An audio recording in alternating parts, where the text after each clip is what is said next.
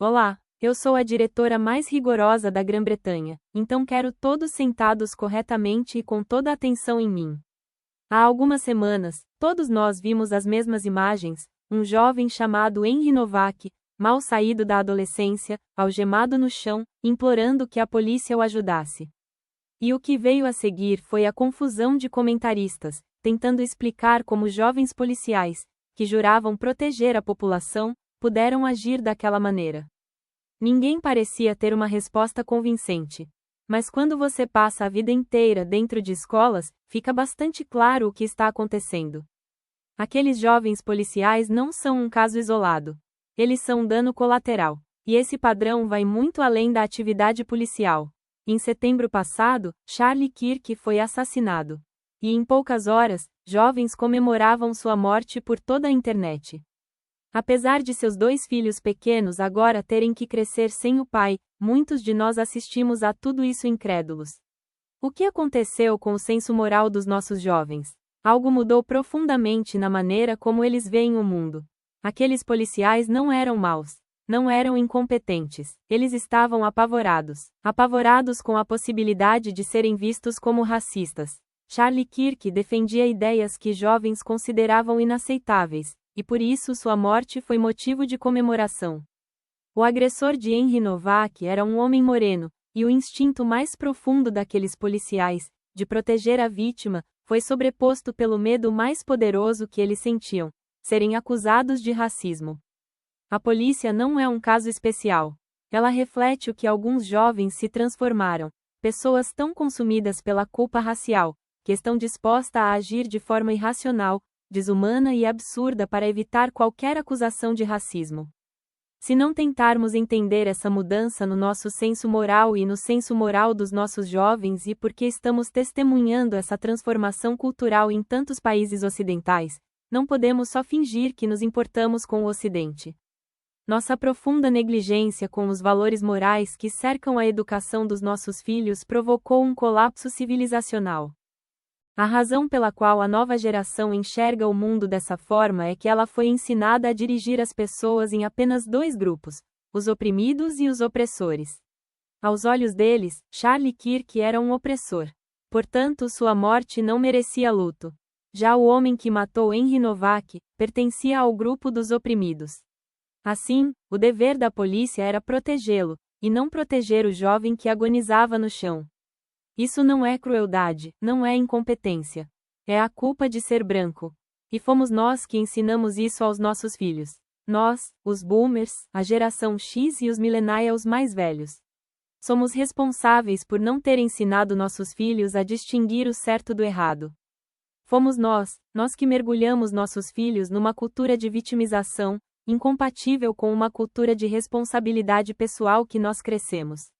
Uma cultura que, de forma imprudente, tratamos como se fosse permanente. Há apenas 40 ou 50 anos, os valores tradicionais do conservadorismo que construíram o Ocidente eram algo comum nas escolas e na cultura em geral. Um dos professores da minha escola costuma contar a história de seu avô.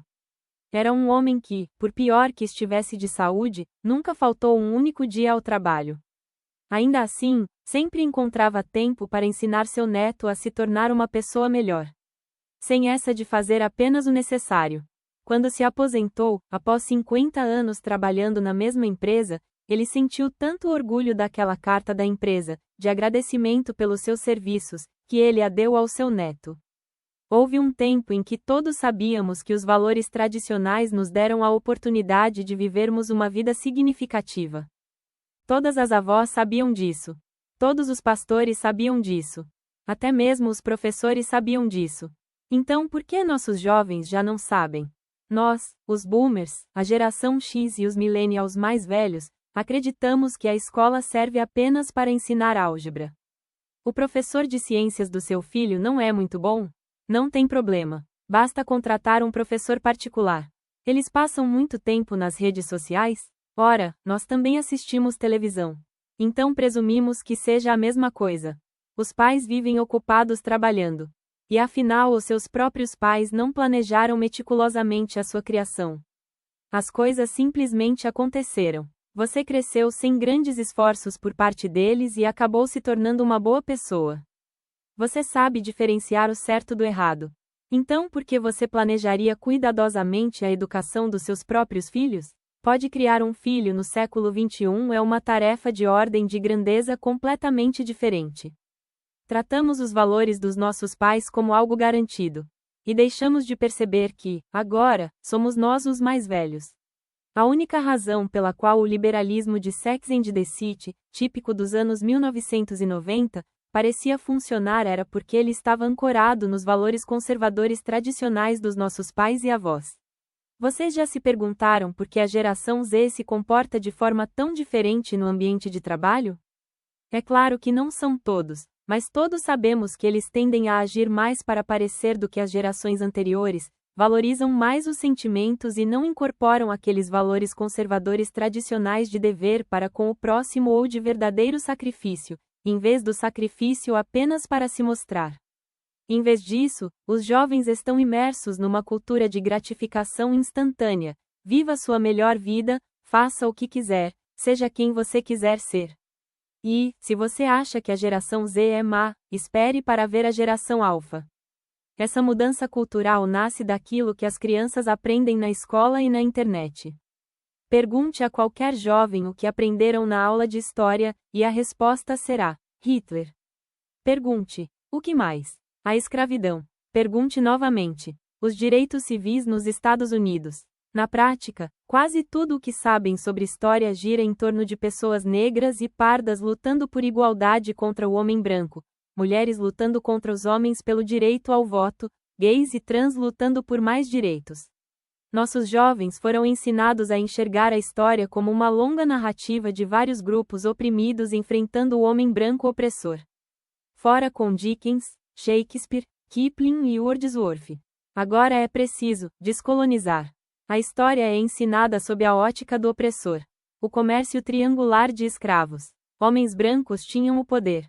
E o fato da Grã-Bretanha ter abolido o tráfico negreiro? Quando muito recebem uma breve menção. Não. E o comércio árabe de escravos, que durou 3 vezes mais do que o comércio triangular? Não. No programa de História do Ensino Médio Britânico frequentemente ensina migração ao longo do tempo. Assim, a ideia de que a Grã-Bretanha sempre foi uma terra de imigrantes fica enraizada na mente das crianças. Muitas escolas preferem ficar mais tempo discutindo o pequeno número de pessoas negras que viverão na Inglaterra na dinastia Tudor do que uma análise aprofundada da ruptura da Inglaterra com Roma. A história medieval passa a ser a história dela.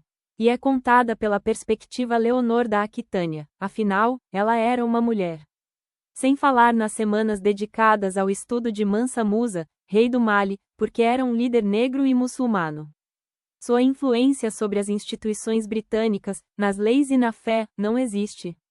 E o fato de ele ser considerado um dos homens mais ricos da história, em partes, graças ao seu enorme número de escravos, é um detalhe que raramente os professores ensinam. Mas não são apenas as escolas. É a nossa cultura como um todo. Leve seus filhos a um museu ou a uma galeria de arte em qualquer país ocidental e encontrará a mesma narrativa. Por exemplo, ao aprender sobre aviação, no Museu da Ciência de Londres e conhecer o extraordinário feito de homens que construíram máquinas capazes de voar, uma descrição na parede explica: historicamente mulheres e pessoas negras eram impedidas de ingressar em escolas de aviação e nas forças armadas. Da mesma forma, James Watt, o inventor da máquina a vapor e considerado o pai da Revolução Industrial, tem um painel que destaca que no início de sua carreira, esteve ligado ao comércio de escravos, e com um bônus de análise sobre a participação da Grã-Bretanha no tráfico negreiro. Eles reduzem toda a história da humanidade, e toda a sua complexidade a uma única narrativa: opressores e oprimidos. Deixando os jovens incapazes de enxergar o mundo sob qualquer outra perspectiva. Como uma criança pode sentir que pertence ao seu país quando cresce em uma cultura educacional que lhe ensina que seu país foi um opressor malvado? As crianças são o futuro. No entanto, estamos ensinando elas a desprezar seus antepassados, como se o mundo opressor precisasse ser derrubado por uma nova geração de jovens arrogantes e antirracistas que acredita saber mais do que nós. Nós, ocidentais, estamos serrando o galho em que estamos sentados por causa da culpa que alguns de nós sentem por sermos brancos e privilegiados. Olhamos para Zohran Mamdani, prefeito de Nova York, e para Zach Polanski, o popular líder do Partido Verde, entre os britânicos com menos de 30 anos, e nos perguntamos: o que está acontecendo? Por que nossos jovens votam e torcem por esses marxistas que são políticos extremamente radicais? Poucos de nós compreendem o quanto o mundo online reforça essa cultura do opressor contra o oprimido. A vitimização está presente em toda parte, nos vídeos sobre guerras, sobre transfobia, sobre racismo. E a culpa por ser branco paira por toda parte. Não deveria nos surpreender que o senso moral dos nossos jovens já não reconheça as complexidades nem as nuances. Eles foram moldados pela escola e pela internet para fazer apenas um julgamento: opressor ou oprimido, bom ou mau. E estão desesperados para não serem vistos como racistas. É isso que vemos de forma mais evidente nos nossos jovens policiais. E eu estou aqui para dizer que a responsabilidade é nossa. Não nos importamos com a infância. Depois nos perguntamos por que nossos filhos absorveram os valores errados. Na minha escola, Micaela, desenvolver um caráter moral baseado em valores tradicionais e preservar a herança que recebemos está no centro de tudo o que fazemos. E como professora, tenho uma tarefa de casa para vocês. Quero que vivam de acordo com os valores conservadores tradicionais que eram naturais para nossos pais e avós. Sejam corajosos e abandonem a mentalidade de que tudo é permitido. Salvar o Ocidente não será fácil. E depois, falem abertamente sobre esses valores tradicionais, com seus filhos, netos, sobrinhos e sobrinhas, como se estivéssemos indo para uma guerra. Precisamos imunizar nossas crianças contra as ideias sedutoras da cultura da vitimização e responsabilizá-las por suas próprias escolhas, para que reconheçam que são responsáveis por seus atos, independentemente da raça ou da religião. Sim, os policiais envolvidos no caso de Henry Novak receberam um treinamento com prioridades equivocadas.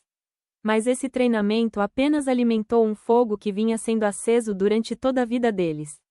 Um jovem estava morrendo no chão. E o instinto mais forte daqueles policiais não foi socorrê-lo, mas administrar o próprio medo de serem vistos como racistas. Isso não é um fracasso da polícia. É um fracasso da nossa civilização.